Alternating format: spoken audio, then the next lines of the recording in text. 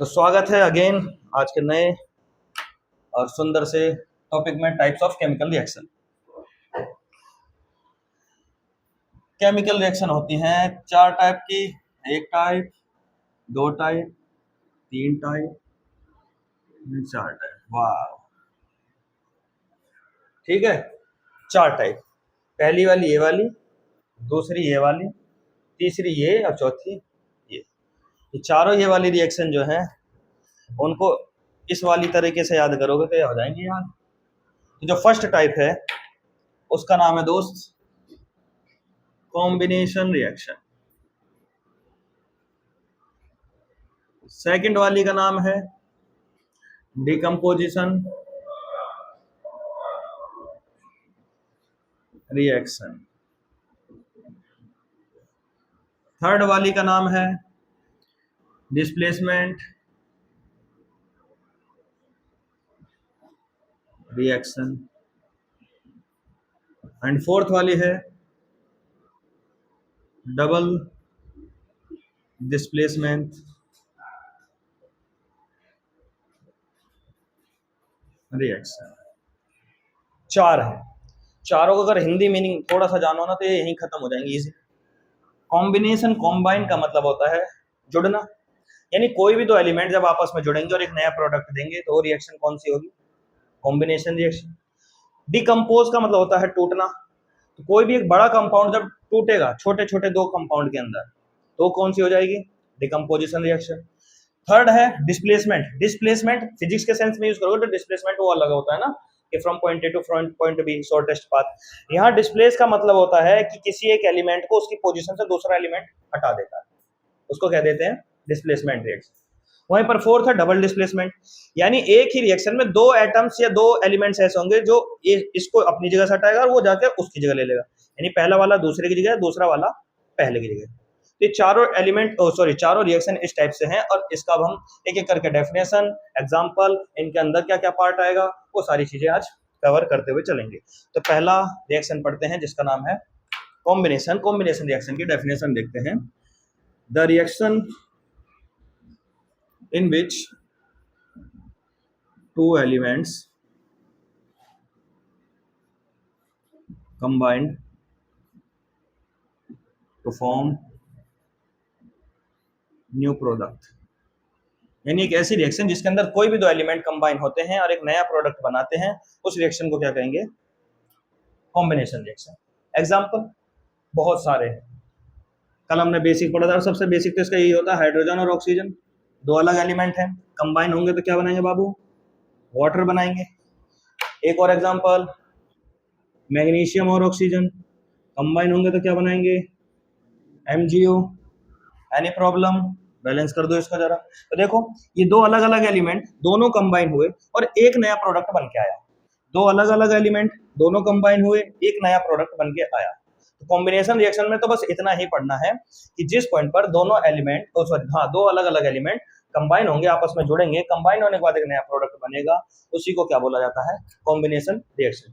Combination reactions में further आगे जो है इसके अलग अलग टाइप नहीं होते हैं तो ज्यादा इसकी डिटेलिंग में जाने की जरूरत है भी, है ना। मेन यही होता है कॉम्बिनेशन रिएक्शन में। कुछ इसके एग्जांपल देखते समझ में आना है बस।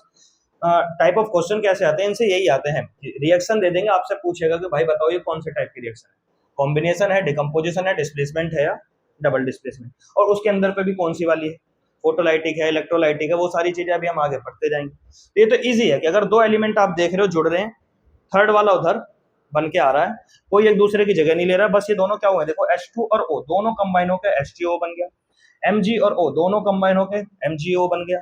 तो ऐसे केस में कोई किसी की जगह नहीं ले रहा है, कोई टूट नहीं रहा है, केवल कंबाइन हो रहे हैं प्यार से, तो ऐसी रिएक्शन को हम क्या कह देंगे? Combination reaction. अगला चलते हैं डिकम्पोजिशन रिएक्शन, क्योंकि उसको थोड़ा ज्यादा डिटेल में और थोड़ा उसके बहुत सारे टाइप्स भी होते हैं तो वो भी अपने को पढ़ने पड़ते हैं। Now next type is decomposition reaction. तो पहला काम है अपना डेफिनेशन देखने का। डिकम्पोज का मतलब होता है टूटना। जैसे एनवायरमेंट में डिकम्पोजर्स होते हैं, वो क्या करते हैं? मरे हुए पेड़ पौधों और जानवरों की लाश को गलाते हैं, यानी इतनी बड़ी बॉडी को तोड़ तोड़ के छोटे छोटे टुकड़ों में तोड़ देंगे, उन्हीं को डिकम्पोजर्स बोला जाता है। तो डिकम्पोजिशन का मतलब ही होता है क्या? एक बड़े कंपाउंड का छोटे छोटे कंपाउंड में टूट जाना। ठीक है, सिंपल। आगे चलते हैं तो इसके अंदर लिखेंगे the reaction in which a compound breaks into two different elements, यानी एक ऐसी रिएक्शन जिसके अंदर कोई एक बड़ा कंपाउंड होगा, वो कोई भी उसी से रिलेटेड जिससे वो मिलकर बना है उनसे रिलेटेड कोई दो अलग अलग एलिमेंट्स में टूट जाता है। अच्छा, डिकम्पोजिशन कई बार नेचुरल हो सकता है, लेकिन कई बार किसी न किसी मेथड से हमें करना होता है ना। कई बार तो नेचुरली हो जाएगा, ठीक है। नेचुरल जैसे फोटोलाइटिक वाला होता है, जो सिल्वर क्लोराइड या सिल्वर ब्रोमाइड वाला होता है, उसको बस एक बर्तन में रखो और धूप में रख दो, थोड़ी देर बाद वो अलग उसका कलर हो जाएगा। तो धूप की रिएक्शन से ही हो गया, उसके अंदर तुम्हें कोई अलग से देना। कुछ होता है हीट वाला, कुछ होता है जिसके अंदर हमें इलेक्ट्रिसिटी पास करानी होगी, तो अलग अलग टाइप पढ़ने पड़ेंगे। तो अच्छा, इसका देखते हैं कोई एग्जाम्पल। अगर तो मान लो इसके एग्जाम्पल में हम लिख सकते हैं, वाटर लिख सकते हैं 2H2O। अगर हम इसको क्या कराएंगे, क्या कराएंगे, इलेक्ट्रोलाइसिस कराते हैं, यानी इसको इलेक्ट्रिसिटी से तोड़ते हैं, तो दो अलग अलग उसमें टूट जाएगा, H2 और O2। इसको बैलेंस कर दो, क्या हो गया था। ये एक कंपाउंड था, ये कंपाउंड इलेक्ट्रोलाइसिस कराने के बाद हाइड्रोजन और ऑक्सीजन में टूट गया। इस रिएक्शन को ही क्या बोलोगे, डिकम्पोजिशन। ठीक। अब डिकम्पोजिशन के अपने अपने बहुत सारे लंबे टाइप होते हैं, तो वो हम पढ़ने जा रहे हैं कि डिकम्पोजिशन कितने टाइप का होता है। 3 टाइप का, इलेक्ट्रोलाइसिस और थर्मल एंड थर्ड फोटोलाइटिक। शुरू करें। ओके, शुरू करने के लिए इधर वाला मिटाना पड़ेगा। तो डिकम्पोजिशन रिएक्शन के जो 3 टाइप्स हैं, जिसमें हम पहला पढ़ने जा रहे हैं, जिसका नाम है थर्मल डिकम्पोजिशन। अच्छा, एग्जाम में केवल डिकम्पोजिशन ही नहीं लिखोगे, अगर वो तुम देख पा रहे हो कि हीट से हो रही है या ऊपर हीट लिखा हुआ है, तो उसका फिर पूरा नाम लिखना पड़ेगा कि थर्मल डिकम्पोजिशन है। इस शब्द का मतलब ही होता है थर्म, ये यहाँ पे वर्ड है, इस शब्द का ही मतलब क्या होता है, हीट। तो अगर इसकी डेफिनेशन लिखनी हो कि थर्मल डिकम्पोजिशन रिएक्शन कौन सी होगी, the decomposition reaction which is carried out by heat. ठीक है, द डिकम्पोजिशन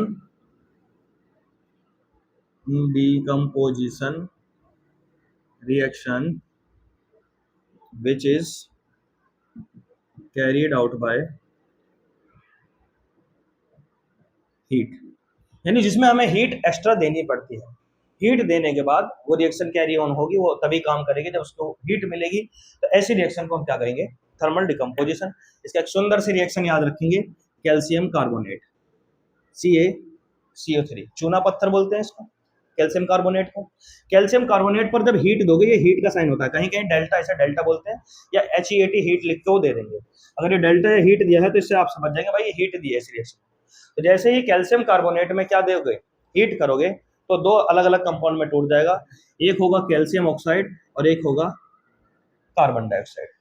ठीक है, ये रिवर्सिबल भी होती है रिएक्शन, यानी इन दोनों को जोड़ोगे तो ये मिल सकता है, और इसको गर्म करोगे तो ये दोनों प्राप्त होंगे। कैल्शियम ऑक्साइड को क्या बोलते हैं, लाइम वाटर, लाइम वाटर बोलते हैं, क्या बोलते हैं, हाँ, क्विक लाइम। ठीक है, कैल्शियम ऑक्साइड हो गया क्विक लाइम, कार्बन डाइऑक्साइड अलग हो जाएगा। अच्छा, इस कार्बन डाइऑक्साइड का भी यूज है, क्या यूज है, चलो वो यहाँ लिखने की जरूरत नहीं है, वो 9th क्लास का है। तो कैल्शियम कार्बोनेट हो गया, कैल्शियम ऑक्साइड जो कि क्विक लाइम होता है, और उधर कार्बन डाइऑक्साइड गैस हो गई। ये एक सिंपल एग्जांपल हो गया किसका, थर्मल डिकम्पोजिशन का। यानी ये कंपाउंड था जिसके अंदर हमने हीट दी, टूट तो रही है ये, बट डिकम्पोजिशन तो है ना, एक बड़ा कंपाउंड छोटे कंपाउंड में, लेकिन टूटने का माध्यम क्या है, इस रिएक्शन को कैरी ऑन करने के लिए, चलाने के लिए क्या चीज चाहिए थी, हीट चाहिए थी। तो इस वजह से हीट चाहिए, इस वजह से कौन सी रिएक्शन बन जाएगी, थर्मल डिकम्पोजिशन। ठीक है,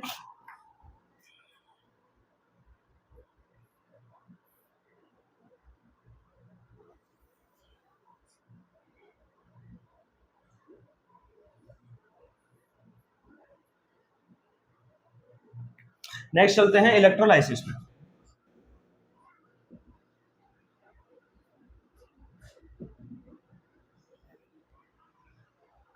इलेक्ट्रोलाइसिस यानी वो रिएक्शन जो किसकी प्रेजेंस में होगी, इलेक्ट्रिसिटी। तो यहां हम लिख सकते हैं the reaction which takes place in presence of electricity. ठीक है, अब इसके दो एग्जांपल आराम से दे सकते हैं, जो मैंने वाटर वाला बताया था और चाहे ये नमक वाला NaCl। इन दोनों का अगर एक क्वेश्चन ऐसे ही पूछ सकता है, भाई इलेक्ट्रोलाइसिस ऑफ वाटर बताओ, एक्सप्लेन इलेक्ट्रोलाइसिस ऑफ वाटर, या explain electrolysis of sodium chloride, या इसको सॉल्ट भी बोलते हैं, है ना, कॉमन सॉल्ट। तो किसी भी तरीके से पूछ सकता है। अब इसके लिए एक सेटअप चाहिए। सेटअप क्या होता है कि भाई आप एक बीकर लेंगे, उस बीकर के अंदर एक होगा क्या, कैथोड की प्लेट, एक होगी एनोड की प्लेट, ये इधर आके इसको बैटरी से कनेक्ट कराओगे बाहर,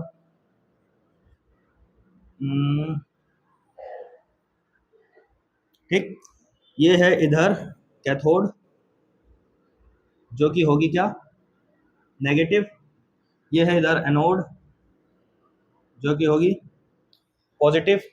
इसके अंदर अगर NaCl ले रहे हैं हम, मान लो, तो NaCl का क्या करेंगे, सॉल्यूशन फिल करेंगे। ठीक है, सोडियम क्लोराइड का क्या है, सॉल्यूशन, जिसको ब्राइन बोला जाता है ना,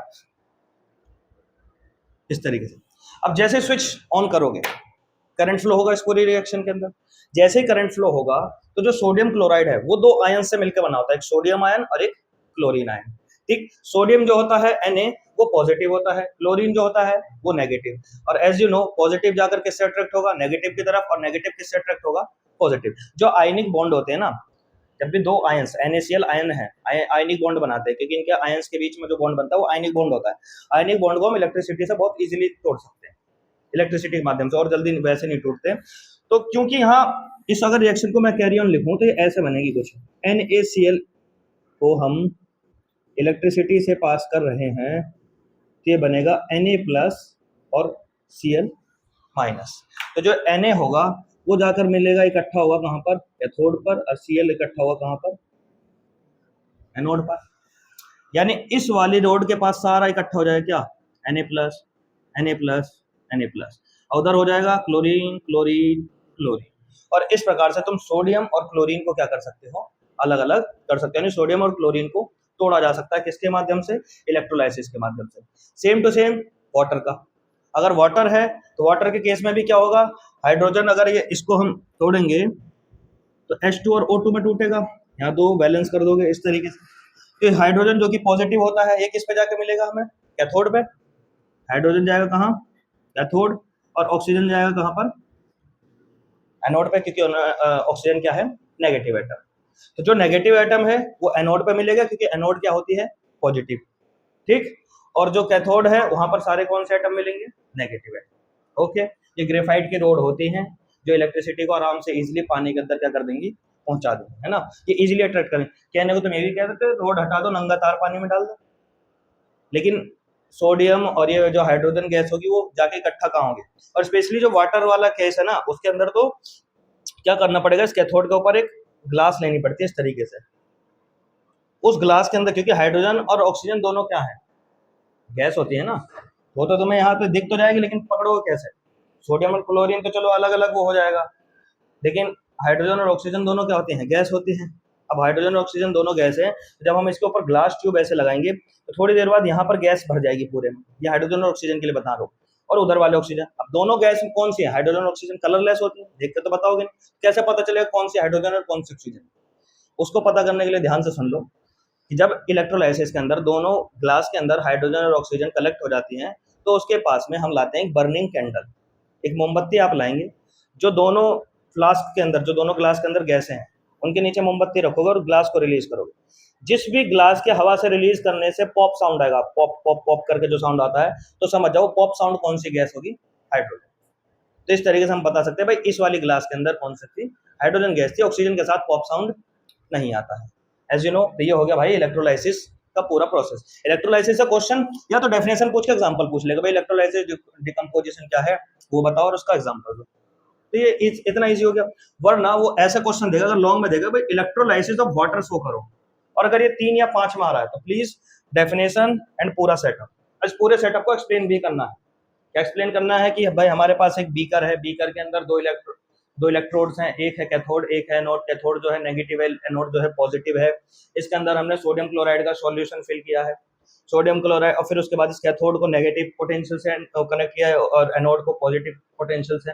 उसके बाद जैसे इलेक्ट्रिसिटी फ्लो कराएंगे तो थोड़ी देर बाद सोडियम जो है कलेक्ट हो जाएगा किसके पास, कैथोड के पास, और एनोड कलेक्ट हो जाएगा, सॉरी क्लोरीन जो होगा एनोड के पास कलेक्ट हो जाएगा। इस प्रकार हम सोडियम क्लोरीन को क्या कर सकते हैं, डिकम्पोज कर सकते हैं।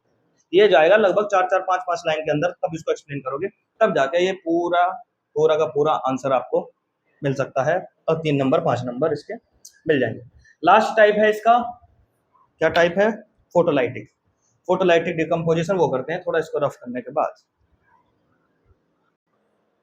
अब जो लास्ट टाइप है डिकम्पोजिशन रिएक्शन का, उसको लिखते हैं इधर, जिसको बोला जाता है फोटोलाइटिक डिकम्पोजिशन।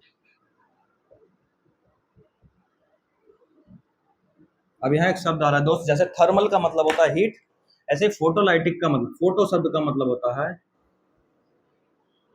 लाइट, यानी ऐसी डिकम्पोजिशन रिएक्शन जो किसकी मदद से होगी, लाइट की मदद से। और लाइट कौन सी, ये वाली की वो वाली, सनलाइट है ना। लाइट ये वाली घर वाली मत, कि तुम सिल्वर क्लोराइड लेके बैठे और कमरे के अंदर उसे पिघला रहे हो तो कहां से पिघलेगा भाई। तो द डिकम्पोजिशन रिएक्शन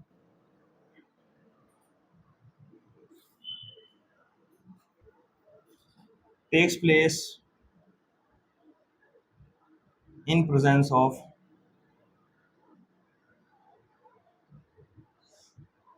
सनलाइट। ऐसी डिकम्पोजिशन रिएक्शन जो सूरज की रोशनी की प्रेजेंस में होती है, सूरज की रोशनी चाहिए उस रिएक्शन को कैरी ऑन करने के लिए, उस रिएक्शन को हम क्या कहेंगे, फोटोलाइटिक। एग्जांपल इसका सिल्वर वाला ही है, एक होगा सिल्वर क्लोराइड, एक होगा सिल्वर ब्रोमाइड, ठीक है, दोनों यही वाले होंगे। ये हो गया, ये हो गया AgCl2 AgBr2।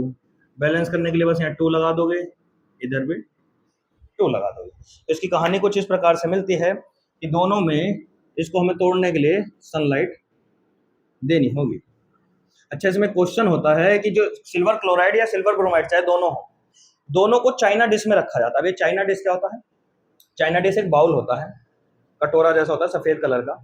वो हम इसलिए यूज करते हैं क्योंकि उसका जो हीट रेजिस्टेंस होता है वो बहुत ज्यादा हाई होता है। मतलब कि अगर तुम अच्छे खासे टेम्परेचर पर भी रखोगे तो जैसे नॉर्मल कटोरे रखोगे वो टूट सकते हैं हीट की वजह से, लेकिन जो चाइना डिश होती है वो उसकी रेजिस्टेंस कैपेसिटी, हीटिंग रेजिस्टेंस जो होता है वो बहुत हाई होता है, तो इजिली ब्रेक नहीं करता है। तो चाइना डिश के अंदर ही हम क्या रखेंगे, सिल्वर क्रोमाइड और सिल्वर ब्रोमाइड। अगर पूछे क्यों चाइना डिश यूज कर रहे हैं, तो चाइना डिश इसलिए यूज करते हैं क्योंकि उसकी जो हीट रेजिस्टेंस है वो क्या होता है, बहुत हाई होता है। ओके, तो सिल्वर क्लोराइड और सिल्वर ब्रोमाइड को चाइना डिश में रखोगे, थोड़ी देर बाद जब उसके ऊपर सूरज की रोशनी पड़ेगी तो जो ये सिल्वर क्लोराइड था ये इसका कलर होकर चेंज होकर क्या बन जाएगा, इस केस में ग्रे, यानी ये ग्रे कलर में कन्वर्ट हो जाएगा। सिल्वर का जो कलर वैसे सिल्वर का वो वैसा कलर होता है। और उसका जो नेक्स्ट है सेकंड वाला, एक मिनट, और जो नीचे वाला है ये वाला, ये कन्वर्ट हो जाएगा किसके अंदर, ब्लैक कलर में। अब वो फोटोग्राफी होती है ना, ब्लैक एंड व्हाइट फोटोग्राफी, जिसके अंदर पीछे हमें पॉइंट्स लगा, मतलब इमेजेस के अंदर जो वो होती है जिससे वो क्लियर दिखती है बिल्कुल, तो इसका हम इस रिएक्शन का यूज करते हैं। इसको स्पेशली ध्यान रखना, ब्लैक एंड व्हाइट फोटोग्राफी में। हो सकता है ये ऐसे भी पूछ ले, तो ये कैसे पूछ ले, इसके क्या क्या क्वेश्चन बन सकते हैं, वो ये बन सकते हैं। पहली बार भाई फोटोलाइटिक डिकम्पोजिशन क्या है, वो एक एग्जांपल, दोनों में से कोई सा भी उठा दे दो। चाइना डिश में ही क्यों यूज करते हैं वो हमने समझ लिया। एक सनलाइट चाहिए, ये जो है सिल्वर क्लोराइड ग्रे कलर में टूट जाता है जब सनलाइट के प्रेजेंस में ये डिकम्पोज होता है, और ये वाला सिल्वर ब्रोमाइड ब्लैक कलर में। सिल्वर ब्रोमाइड और सिल्वर क्लोराइड ये दोनों ही रिएक्शन किस में यूज होती है, black and white photography, chromatography, photography बोलोगे, ब्लैक एंड व्हाइट फोटोग्राफी। ये 3 टाइप की रिएक्शन हो गई डिकम्पोजिशन रिएक्शन की। पहली एक इलेक्ट्रोलाइसिस, एक थर्मल डिकम्पोजिशन और एक फोटोलाइटिक। तीनों में एक जो बड़ा कंपाउंड था वो छोटे 2 कंपाउंड में क्या हो रहा है, ब्रेक हो रहा है। यहाँ पर भी और पिछले वाले कैल्शियम कार्बोनेट वाले में भी देखा, थर्मल वाले में, उसके अंदर। तो आज के लिए इतना ही रखते हैं, कल को पढ़ेंगे हम नेक्स्ट वाले अपनी 2 रिएक्शन, डिस्प्लेसमेंट और डबल डिस्प्लेसमेंट। उसमें भी कई सारे टाइप आएंगे, तो पढ़ते पढ़ते मजा करेंगे। Thank you, bye bye, good night.